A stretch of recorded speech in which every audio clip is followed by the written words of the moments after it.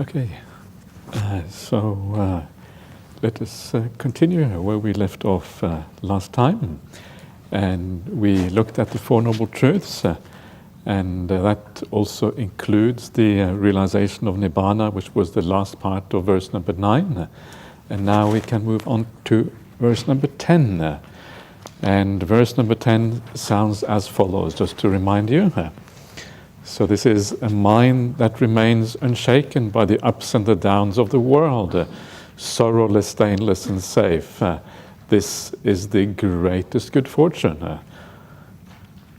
So here we have the first part here is the mind that is not touched, the puttassa lokadame chittangyasana kampati, the mind that is not shaken by the lokadhammas. The lokadame are the kind of 8 lokadhammas that are found in the Anguttara Nikaya, and we're going to look at those 8 lokadhammas now, and what it means to be touched by them, and what it means to be untouched by them, and what the difference is here. So this is what we're going to look at now. So this is from the numerical discourses, the 8th, the Atthakavagga Sutta number 6, which is called the lokadhamma, worldly conditions. So this is how it goes. So it begins with mendicants. The 8 worldly conditions revolve around the world, and the world revolves around the 8 worldly conditions. What 8? Gain and loss, fame and disgrace, blame and praise, pleasure and pain. These are the 8 worldly conditions. These 8 worldly conditions revolve around the world, and the world revolves around these 8 worldly conditions. So these kind of worldly conditions or worldly phenomena, Dhamma can be translated in many ways, worldly things even. The idea here is that these are the sort of things that the world, that kind of drives the world, or which the world is concerned with. This is kind of what these things are. And the world really is about these 8 things. And that's why it says the 8 worldly conditions revolve around the world. They revolve around us. When in our meeting with the world, this is what we see. The world here means really us. It means individual human beings. That is the world from a kind of Buddhist point of view, our experience of the world. And once you get born into this world, these conditions kind of revolve around you. And the world revolves around these 8 worldly conditions. We also revolve around them. We are interested in them. When you get born into the world, you get affected by them. But the reason why you get born into that world in the first place is because you're interested in these things. So you revolve around them, and the world, those conditions revolve around you. It's like a mutually reinforcing thing. Both sides kind of reinforce each other. So what are they? They are gain and loss, and this is labha and alabha in Pali, and this just means basically like worldly possessions. Possessing things, owning things, losing things. Fame and disgrace, yasa, ayasa, and this has to do with like having a good reputation or a bad reputation. Fame sounds a little bit kind of too much for ordinary people, but certainly having a good reputation is like we all want to be liked. You don't want to be disliked. We want to have a good repute among other people. And then you have blame and praise, obviously, a very important aspect of most people's lives. And then you have pleasure and pain. And pleasure and pain here refers to sensual pleasure and pain. That's kind of the main thing here, because it's about the world. And that is the main significance of the word world, is like the 5 sense world that revolves, that we are embedded in, so to speak. So is it interesting, this word world? What does it actually mean? This is loka in Pali. And just like in English, the word world is very multifaceted. It has all kinds of different meanings. It's exactly the same thing in Pali. So world is actually a good translation for the word loka in Pali. It can mean like the ordinary world, the 5 sense world, around us, or the world around us. It can mean the universe, the whole world. It can mean the whole universe. It can mean like the human realm, all of humanity. It can mean, in the Pali, it can mean the various kind of worlds, like the sensual realm, the Rupa Loka, the world of form, and the Arupa Loka, the immaterial world. But in the Pali, it also means like the individual world. The world is found in this fathom-long body. Basically, your experience is the sum total of your experience. That's kind of your world. And as far as you know, that's all there is. This is kind of what we can know directly and immediately. It's kind of your experiences of everything that happens. And so the word world is very multifaceted, just like it is in English, but here the meaning presumably is the world, or the five senses, because we're talking about the things that trap us in the world, that we are concerned about. So then what? Then an unlearned ordinary person encounters gain and loss, and fame and disgrace, and blame and praise, and pleasure and pain. And so does a learned noble disciple. What then is the difference between a learned noble disciple and an ordinary unlearned person? And so we find this often in the suttas. The Buddha asks the monks, he says, monks or nuns, mendicants, he asks them a question, and how do they respond? Do they give an answer? No, they say, our teachings are rooted in the Buddha. They're taking no responsibility for giving an answer, that's for sure. He is our guide and our refuge. Sir, may the Buddha himself please clarify the meaning of this. The mendicants will listen and remember it. Well then, mendicants, listen and apply your mind well. I will speak. Yes, sir, replied, and the Buddha said this.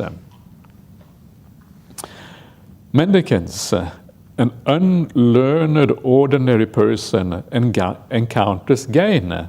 They don't reflect, I've encountered this gain. It is impermanent, suffering, and perishable. They don't truly understand it. They encounter all of these other things. They encounter loss. They encounter a good reputation. They encounter a bad reputation. They encounter blame. They encounter praise. They encounter pleasure. They encounter pain. And in all cases, they don't reflect, I have encountered this pain. It is impermanent, suffering, and perishable. They don't truly understand it. So this is the problem. We don't really understand these qualities. We don't understand how unreliable and uncertain they are. And because we don't do that, we hold on to them, we grasp them, they become important to us. We don't see them as kind of fleeting things, they kind of just pass through us. So this is what it means, not to truly understanding these things. You can't hold on to them. Because you can't hold on to them, they are suffering. They are problematic because they will be taken away from you. So gain and loss, fame and disgrace, blame and praise, and pleasure and pain occupy their mind. They favor gain and oppose loss. They favor fame and oppose disgrace. They favor praise and oppose blame. They favor pleasure and oppose pain. Being so full of favoring and opposing, they are not freed from rebirth, old age, death, from sorrow, lamentation, pain, sadness, and distress. They are not freed from suffering, I say. So this is what happens to the ordinary person. We don't really reflect on things in the right way. And when you do that, then you favor one and you don't favor the other. You attach to these things, you hold on to them. And because of all of that, because of all that craving and desire, all the opposing and favoring, then you end up just perpetuating the round of existence. You're driving yourself on, always projecting yourself into the future, into some hoping to achieve some kind of state in the future. So that is the ordinary person. So what about the learned noble disciple? Well, a learned noble disciple encounters gain. They reflect, I've encountered this gain. It is impermanent, suffering, and perishable. They truly understand it. When you gain something, you don't actually grasp onto it anymore. The gain is there, maybe it has a certain use, and you make use of it in a certain way, but you don't make use of it because you hold on to it or you think that it is yours. When in the higher sense, none of these things are yours, because the idea of ownership means control over something. And if you can't control something, then almost by definition, it is not really yours. And so it's not really gain in a sense. It is not gain in the sense that we normally think about it. It's something that comes to you for a while, and then it goes again, and then it disappears. And it's that old simile, the simile from the Potalya Sutta, which I always quote, which kind of makes this position very, very clear, what is going on. And the Buddha says it's like someone who has borrowed goods, the simile of the borrowed goods.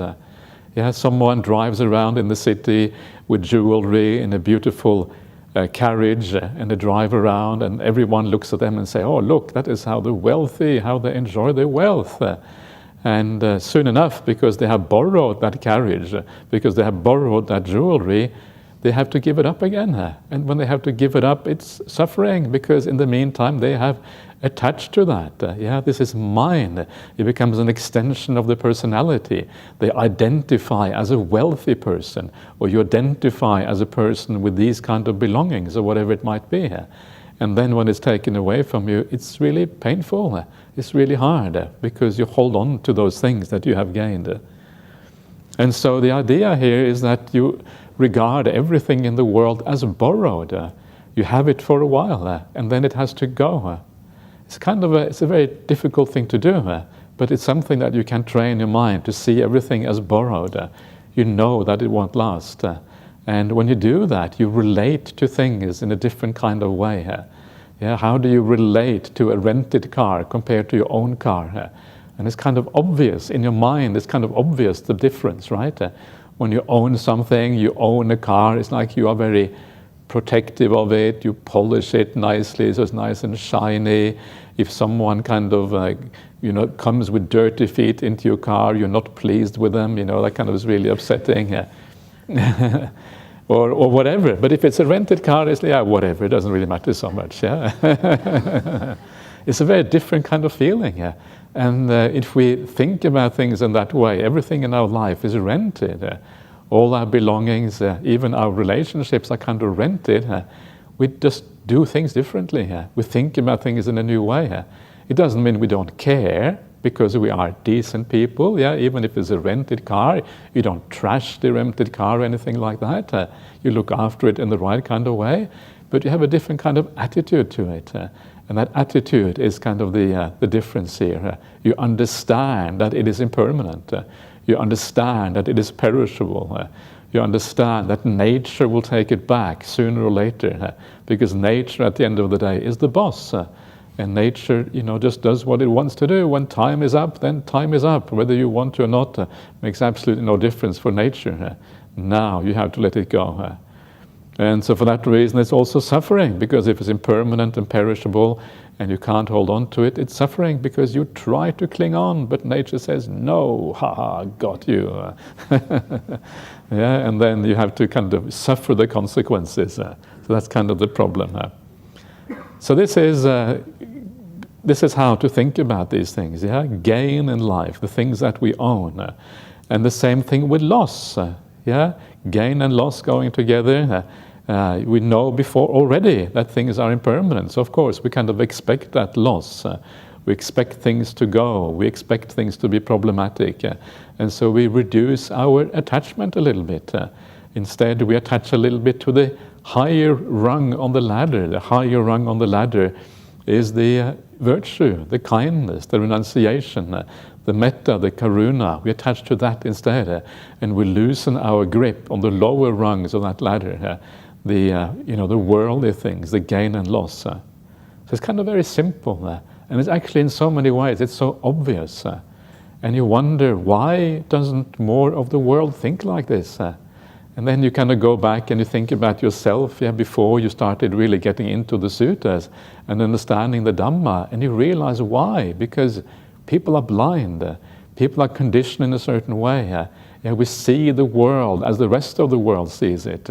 We're just conditioned by everything around us. It's very hard to step out of these things. That's why people don't see it in this way, even though it actually is pretty obvious. Another reason is because they don't have a spiritual path. They don't have an alternative. Yeah, all they have in the world is gain and fame and these kind of things, and there isn't any alternative. And that is why the idea of the Buddha arising in the world is such a amazing and wonderful thing, because it gives you an alternative. Now, because you have an alternative and because you can take refuge in that, then you can see the world as it actually is. It allows you an opportunity to see things properly. Because prior to that, if there's nothing else to hold on to, well, you can't really afford to see it properly because it's too scary, because that's all you have. You've got to kind of be a little bit deluded. And so you need something higher to be able to see things clearly, what is going on. So you have something that you can rely on, otherwise it becomes too problematic. Yeah. So then the learned noble disciple again, they encounter fame. Fame is like a good reputation. So you get a good reputation. What do you do then? You remember that it is impermanent. I may have a good reputation now, among these people or whatever, and tomorrow I may have a bad reputation. See, these people may like me, tomorrow they may dislike me. Okay, so they dislike me, okay, big deal. It is impermanent, it is unreliable, it is suffering, it is perishable. We tend to be too attached to being liked by others and not being disliked. We tend to try to please other people too much. And in the end, you realize you can't control these things. Some people are going to like you, and a few people are going to dislike you. Most of you here are going to be liked by the majority of people because you are good people. But there's always going to be someone who dislikes you. There's always going to be someone who doesn't understand what you're up to. Because that is the way the world is. It's impossible to be liked by everyone. You might as well give it up straight away. Forget about being liked. It is an impossible quest for always to be liked by people. And if people dislike you, why be worried about that? People don't understand anyway what is really worthy of respect in this world. People don't understand who they should really like and who they should dislike. People have wrong ideas about this. Some people don't like moral people. Well, if they don't like moral people, well, good luck to them, but I'm not going to worry about that. That is their problem. And so we don't buy into these things so much. And it's a very beautiful kind of freedom that arises from not being at the mercy of other people's liking and disliking, because it means you are free to be who you really should be.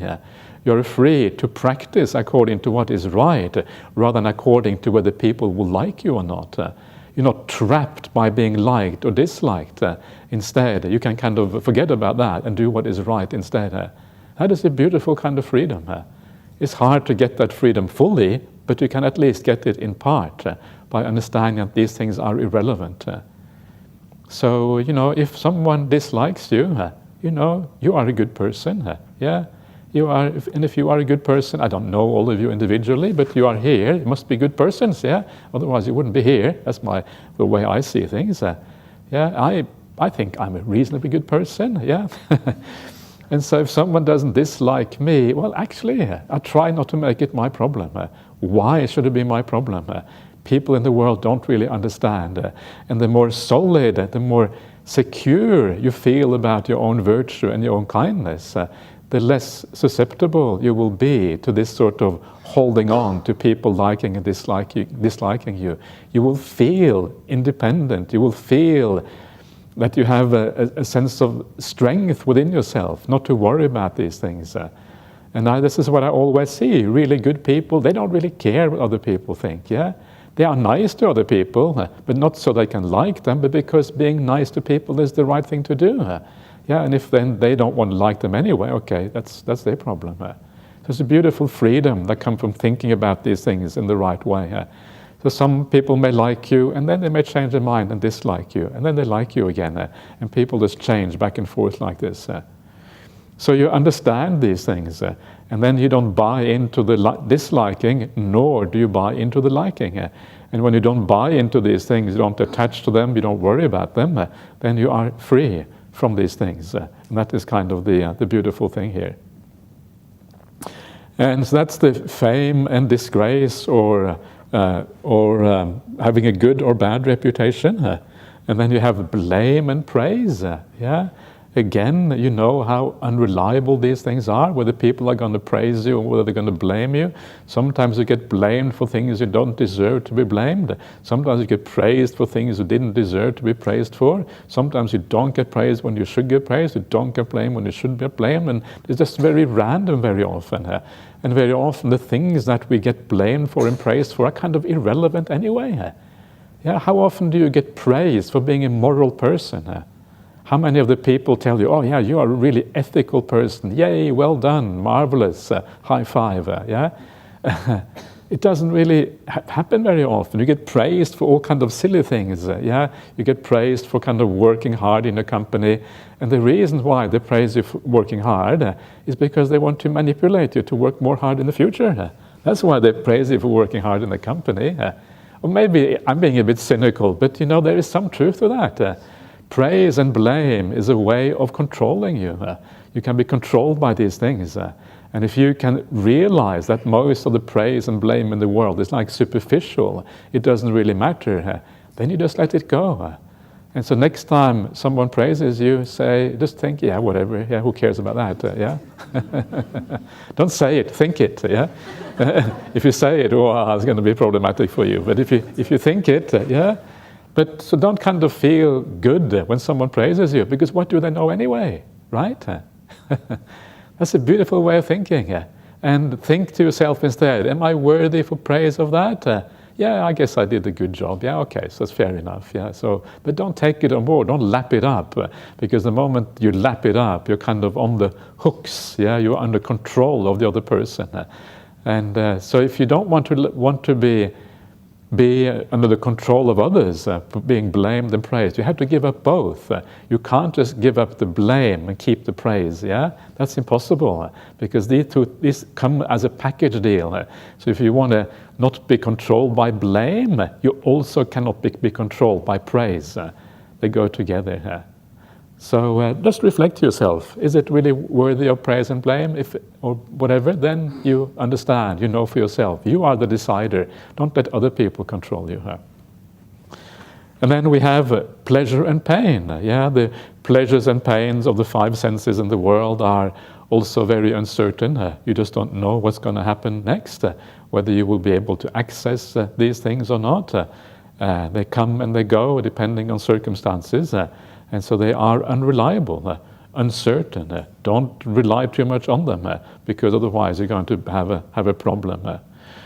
And so all of these things, if you understand them properly, how uncertain they are, all of these things, then again, they direct you towards the spiritual path, because the spiritual path is where you can find a deeper kind of meaning and a deeper purpose and a deeper happiness. And the difference is that the happiness on the spiritual path is independent of the external world. It is an inner happiness, it's an inner kind of meaning, an inner resilience and independence that you have for yourself. And because it is inner, it is yours. It is there. You can access it whenever you like if you develop your mind in the right way. And this is how you free yourself from the world. You free yourself from being dependent on things that are uncertain and unreliable because they come from outside. What comes from inside is under your control to some extent, but what comes from outside is really utterly beyond control. And all of these 8 worldly dhammas come from the outside, and that is why they are problematic. So, gain and loss, fame and disgrace, blame and praise, pleasure and pain, don't occupy their mind. You're no longer interested in these things. You don't care about them. It's not something that you pursue. You don't run after these things. Instead, you practice the spiritual path. That is where you find meaning. You understand how hollow these things are. And because they don't occupy your mind, you don't favor gain or oppose loss. Yeah, that's kind of profound, isn't it? How is that possible, that you don't favor gain and you don't oppose loss? So you can see that these things are not simple things. What it means not to be shaken by the ups and downs of the world is actually very profound. How can you not be opposed to loss? And the reason why you're not opposed is because you know it is inevitable. You know the world is like this. You just experience loss, but you don't actually try to make it different. You don't try to hold on to things because you know it's impossible. You can't do that in the long run. It just leads to more suffering if you do that. And so you don't oppose loss. You just go with the flow. That's really what it means. You move through the world and you see the ups and downs, you see the suffering and the happiness, you see things come and go, and you don't try to kind of control anything. That becomes for a very even kind of mind when you just go with conditions as they are. That's kind of the idea here.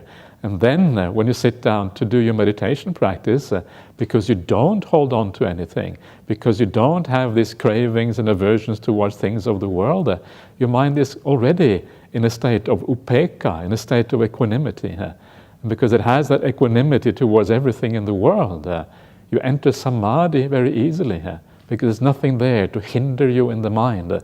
The kama chanda, all of these desires, all these hindrances, they're already abandoned, already gone a long time ago. And so now you can just be peaceful pretty much straight away, because you move around in the world in a peaceful way, going with the flow of things, rather than trying to oppose and to gain things that cannot ultimately be opposed or gained. And so you don't favor gain or oppose loss. You don't favor fame or oppose disgrace. You don't favor being, having a good reputation or a bad reputation. These things are kind of irrelevant to you. You don't favor praise and oppose blame. You don't oppose blame. It's kind of interesting. Blame, whatever. Blame is part of life. You have to expect it. You don't favor pleasure and oppose pain. You don't favor, one day the food is not going to taste so nice. Okay, you just deal with it.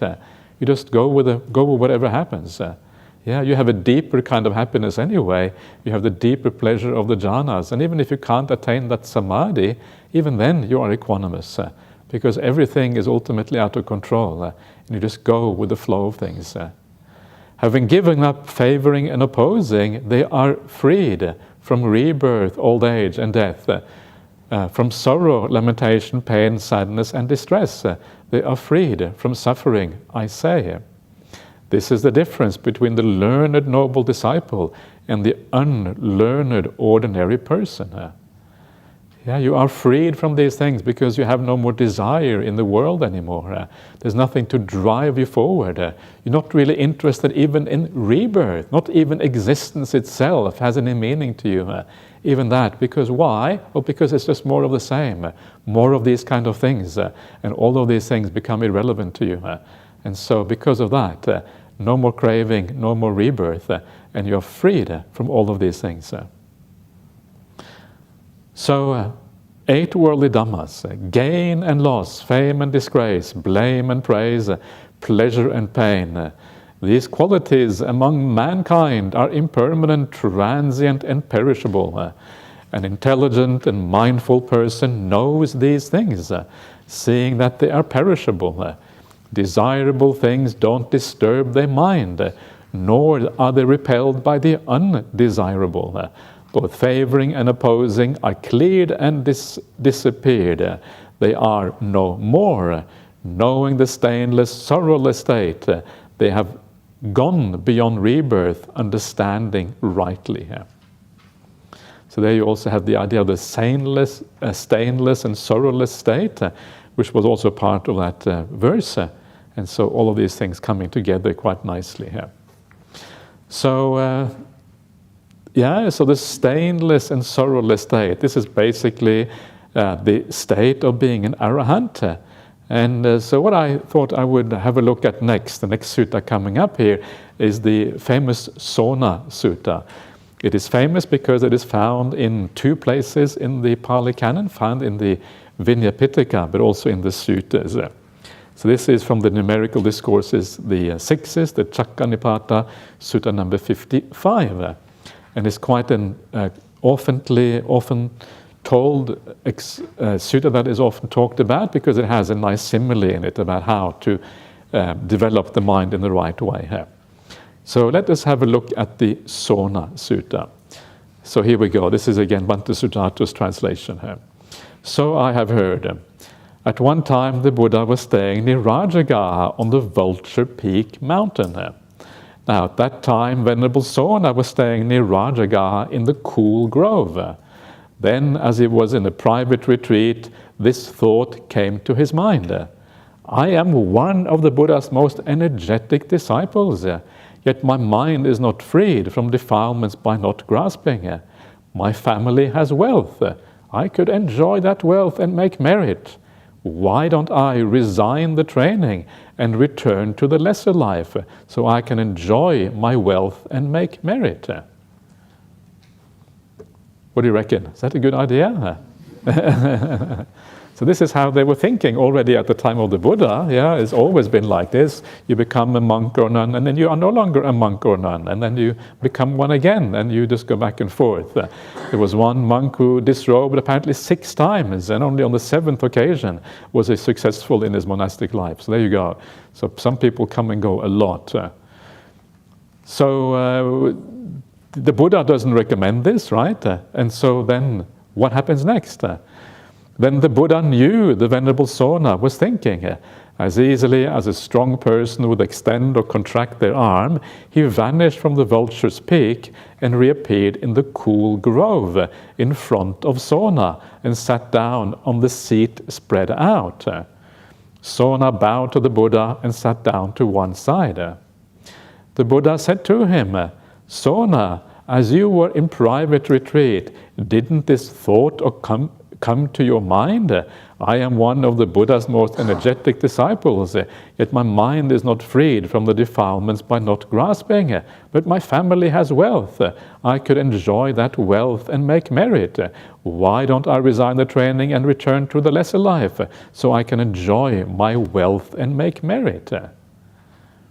Yeah, imagine that happened to you. Someone comes up to you and says, oh, didn't you just think this? What? That would be kind of interesting, wouldn't it? Kind of concerning. Ajahn Brahmali always says, are you ready to have your mind read? It's a good point. Yeah, if someone could read every single thought, might feel a bit sort of concerning. Of course, it isn't really concerning, but that's kind of what it feels like. So did you think this? Yes, sir, says Venerable Sona. What do you think, Sona? When you were still a layman, weren't you a good player of the arched harp? So most people who translate have the lute. Bhante Sujata has the arched harp. Okay, so we will just go with the arched harp because that's what he has here.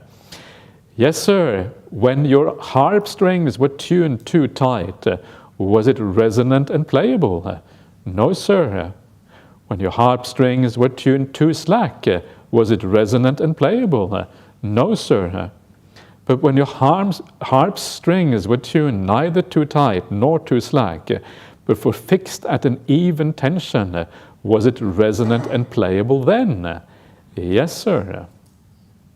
Yeah, it's a nice and obvious kind of thing. If you have a string instrument, the strings have to have the right kind of tension. If the tension isn't right, that string instrument, whatever kind of instrument it is, whether it's a lute or an arched harp, doesn't matter all that much. A lute is looks a bit like a miniature guitar or something. But yeah, so it is the same kind of idea. So then the Buddha says, in the same way, Sona, when energy is too forceful, it leads to restlessness. When energy is too slack, it leads to laziness. So Sona, you should focus on energy and serenity and find a balance of the faculties and learn the character of this situation. Yes, sir, Sona replied. So this is one of those famous suttas, because it's a very kind of practical way of thinking about meditation practice, or thinking about the entire practice of the whole path. The energy should not be too forceful. This means, in part, this means kind of using the self, use in the sense of ego. I am going to practice hard, I am going to get out there, I'm going to move this, instead of kind of allowing the Dhamma to do the work for you. What feels right? What should I be doing that? What is appropriate at this time? You find that kind of right, instead of driving yourself by force, which is what we often do in meditation and outside of meditation. We allow things to happen more naturally, for something that kind of moves evenly forward. Force usually comes from the sense of self. And then the other opposite is when you are lazy, when you are too slack, and then you become lazy because you don't put forth the energy. Again, you're not listening to the Dhamma. The ego is also what is lazy. So you listen now, what is right now? And you find that balance by trying to tune in to what is right from a Dhammic kind of perspective rather than from an egocentric perspective. And then you kind of find that middle way where the tension is just right, the energy is just at the right level. Then you find that evenness of energy. Bhattacharya has translated as energy and serenity, but the Pali is, I think, virya sammatang, can also be understood as the evenness of energy. Either way, it can be understood in probably both of those ways. And so you find that evenness of energy, the balance of the faculties, and you learn the character of this situation. Nimittang ganhati, you grasp the nimitta. The nimitta is like the sign or the mark of the situation, the character of the situation. You understand what is going on. You reflect on the mind. You reflect as you practice. Is my mind in the right place or not? Do I need to add more energy or not? And when you grasp that sign, then you practice accordingly to that balance that you find. You find the balance of the virya. I think this is also virya sammatang or something like that. Indriya sammatang. Balance of the faculties. What does that actually mean, balance of the faculties? The commentary said that this means that you should balance faith and wisdom, and you should balance energy and samadhi. That's what the commentaries often say. There isn't really much evidence for that in the suttas, because the word balance is kind of can be problematic, because what does it mean to balance something? So, for example, when it comes to faith and wisdom, should you reduce your faith if you have too much faith? Is that what it means? And you can't really have too much faith. It's more like having the right kind of faith. Faith isn't really wrong, or faith isn't too much or too little. It's more like right and wrong. And if you have the right kind of faith in the Buddha's teachings, you can't have too much of it. So it's not really about balancing it as such. It is more like kind of finding the right kind of faith, the right kind of wisdom. And with the right kind of faith, you will also have the right kind of wisdom. They go together. So you in that way, you are kind of finding the right kind of these things rather than the right balance. And here, anyway, it seems to mean more the balance of energy. So again, when it comes to samadhi, stillness, serenity, and energy, then it is more correct to have balance. So if you are a very energetic person, then you should have more serenity, more samadhi. There's nothing wrong with having the high kind of energy, except that it should be the right kind of energy, the energy that, ideally, the energy that arises from samadhi itself, because that is the energy of the mind, and that mental energy is always a positive one, and that doesn't lead to restlessness at all. It is a peaceful energy. It is the forced energy, when we kind of force ourselves to do things, that is the kind of energy that leads to restlessness and problems, not the natural energy of the mind. And in this way, you have to understand the idea of balance in the right way. It depends on how you read these various things. You have to understand the meaning of these words before you can understand what the balance is here.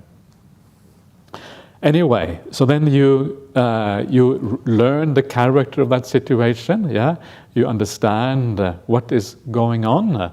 You understand what is happening with that, and when you understand it, then you can practice accordingly. Yeah. So, yes, sir, replies Venerable Sona.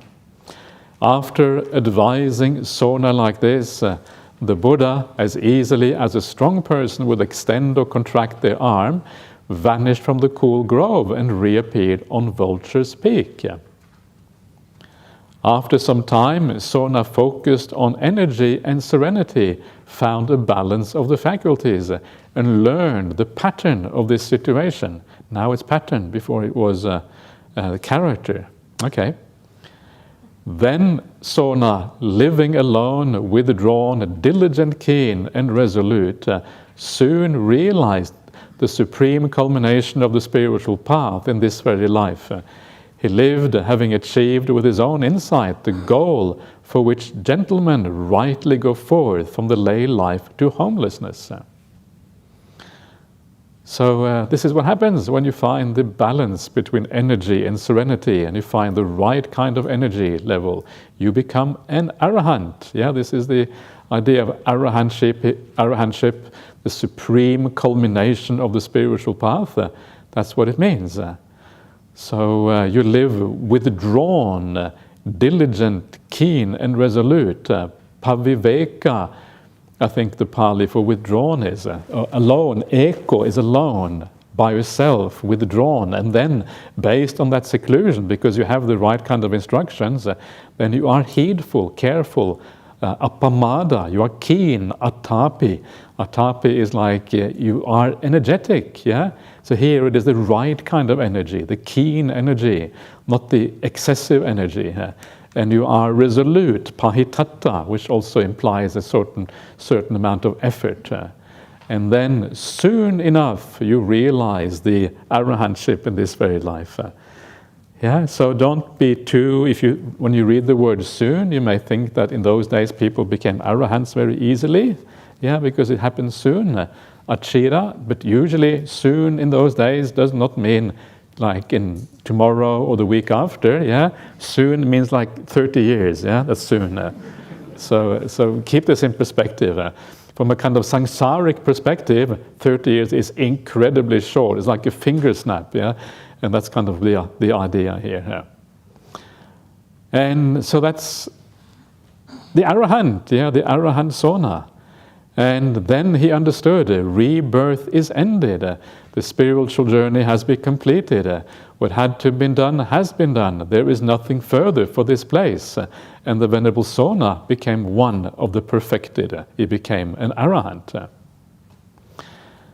Then, when Sona had attained perfection, he thought, why don't I go to the Buddha and declare my awakening in his presence? Then Sona went to the Buddha, bowed, sat down to one side, and said to him. It is interesting that the arahants, they go to the Buddha sometimes and declare their awakening.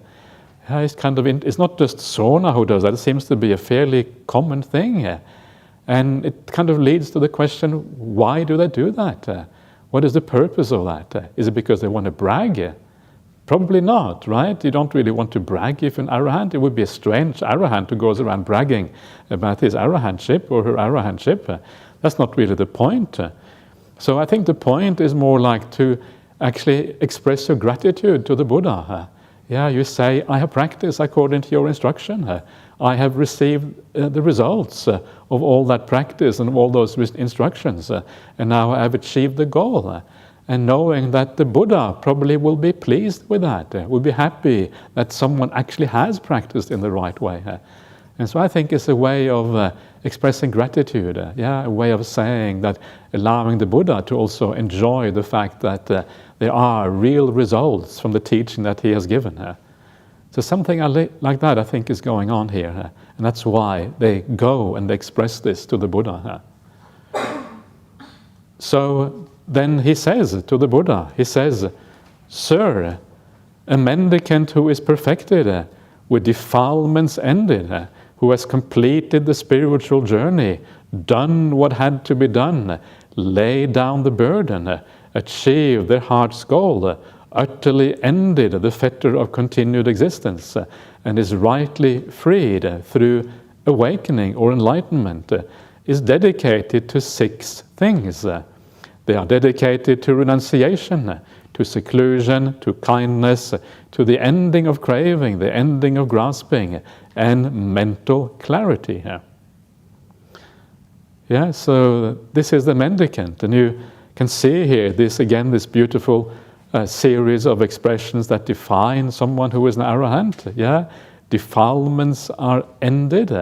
No more defilements of the mind. The mind is always pure, always bright, always sharp, always mindful. Nothing deluding remains in the mind. Who has completed the spiritual journey. Yeah, you have come to the Vusita, and you have come to the end. You have done what should be done. Yeah, now you can just relax. Yeah, the freedom from exertion. Don't have to exert yourself anymore. Done what had to be done. Yeah, more of the same. Laid down the burden. Yeah, what is the burden? The burden are the 5 khandhas that we saw before. That is the burden. You have laid it down because you're no longer holding on to it, no longer attached to it, no longer grasping. That's what it means, laying it down. It doesn't mean you are dead. It just means that you are no longer holding on to it. Achieved their heart's goal. Yeah, you have achieved what the highest kind of desire a human being can have is to be enlightened, awakened. Why? Because it gives you everything you ever wanted and even more. Utterly ended the fetter to continued existence. Yeah, you're no longer attracted by existence itself. Existence itself has been overcome. You're no longer attached to it. That's one of those most remarkable things about the Buddhist path, the fact that you are no longer attached to existence itself. And you are rightly freed through awakening. You have awakened to the truth. I don't know about you, but there's something very beautiful about the idea of awakening. Coming to reality. The usual translation of Sambodhi or Sambodha is enlightenment. It's like the light going on, and there is a lot of metaphors and similes in the suttas about light, and how you see the light, if you wish. Enlightenment is like turning on of the light. That is also kind of nice, but it has so many other meanings in the English language. But awakening also is very beautiful. It's like you have awakened from an unreality, like a dream, like a blur, like an illusion.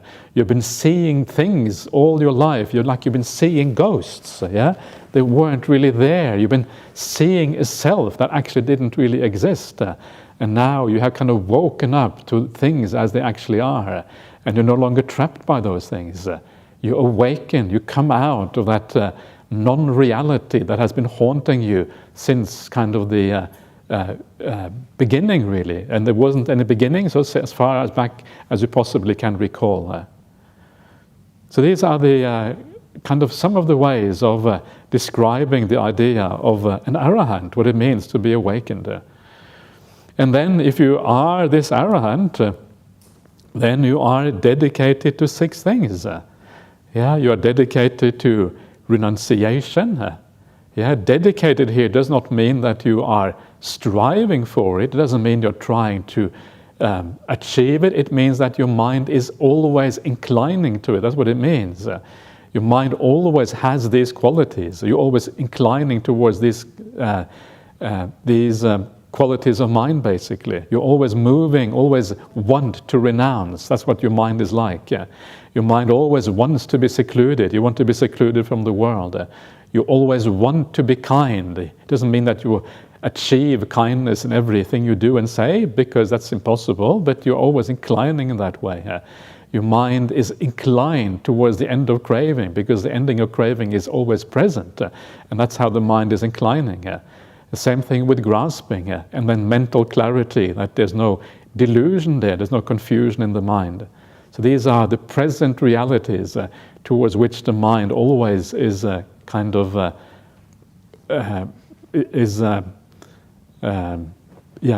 towards. I'm not sure if inclined towards is kind of the right way, because it sounds like you're trying to move there, but it's more like that is the nature of your mind, if you like. And then he says to the Buddha, he says, "It may be, sir, that one of the venerable here thinks maybe this venerable is dedicated to seclusion because they enjoy possessions, honor, and popularity. But it should not be seen like this." Yeah, this is what this points to is the fact that sometimes you may be secluded because you want people to see you as secluded. Yeah, you kind of, it's an ego thing. People will kind of, if I am really secluded, then people will look up to me and think, yeah, look at this monastic. This monastic is secluded. And then they will give me honor, respect, and I will become very popular because of that. And that is kind of the wrong reason for being secluded. Yeah, that is not the right reason. The right reason is because it just comes naturally, or because you're practicing for achieving some higher mental state. It's just the way you are. It may be, sir, that one of the venerables here thinks maybe this venerable is dedicated to kindness. I think I've lost something here. Dedicated to renunciation. I lost the whole paragraph, I think. Yeah. So let's go back again. It may be, sir, that one of the venerable here thinks maybe this venerable is dedicated to renunciation solely out of mere faith. But it should not be seen like this. A mendicant with defilements ended does not see in themselves anything more to do or anything that needs improvement. They are dedicated to renunciation because they are free of greed, hate, and delusion, with the end of greed, hate, and delusion. Yeah, so renunciation is natural if you have no greed, because you don't desire anything. And so you kind of just allow things to be the way they are. That's kind of the point here. And then the same thing for all of these qualities here. These are qualities that arise as a natural part of the mind of the arahant. It may be so that one of the venerable here thinks maybe this venerable is dedicated to kindness because they believe that adhering to precept and observances is essential. But it should not be seen like this. You are kind because that's the natural manifestation of the mind of the arahant. They are dedicated to the ending of craving because they are free of greed, hate, and delusion, with the end of greed, hate, and delusion. Again, it's a natural manifestation of the mind of the arahant that they don't have any craving. So even the idea of dedicated to the ending of craving, it sounds like you're doing something, but that's not really the point here. They're dedicated to the end of grasping because they are free of greed, hate, and delusion, with the end of greed, hate, and delusion. They are dedicated to clarity of mind because they are free of greed, hate, and delusion, with the end of greed, hate, and delusion. Clarity of mind is asamoha. Asamoha means like non-delusion, non-confusion. So clarity of the mind. So that is the dedication. And then he goes on. When a mendicant's mind is rightly freed like this, even if compelling sights come into the range of vision, they don't overcome their mind. Yeah, when you have a mind that is rightly freed, even if very powerful sensual impressions arise to you, something comes into the range of sight, or you hear a very strong sound, or whatever happens in that realm, it doesn't affect your mind. It doesn't overcome their mind. Their mind is quite untainted. It is steady, imperturbable, observing its disappearance. So, this is kind of the idea here. The world doesn't really bother you anymore. Your mind is eternally equanimous and untainted, unperturbed. It is steady, imperturbable. Imperturbable is this kind of beautiful word, which means that you cannot be moved by anything.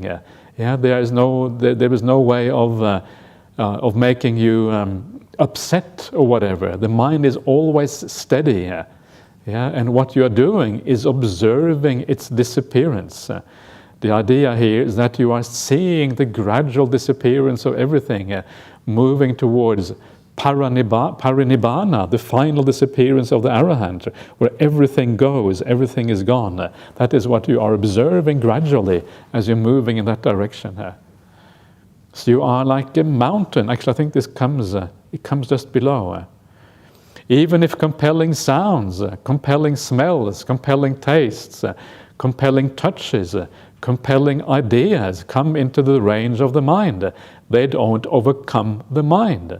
The mind is quite untainted. It is steady, imperturbable, observing its own disappearance.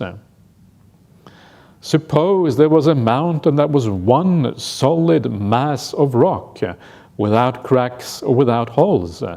Even if violent storms were to blow up from the west, the east, the north, and the south, they couldn't make it shake or rock or tremble.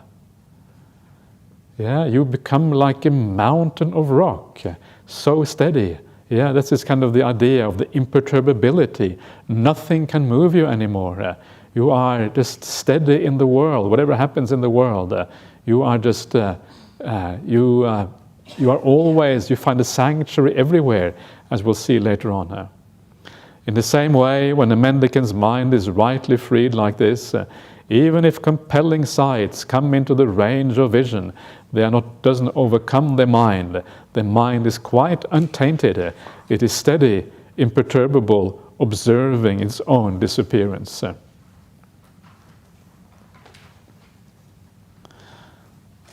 So let's just finish off by looking at the verses at the end of the sutta.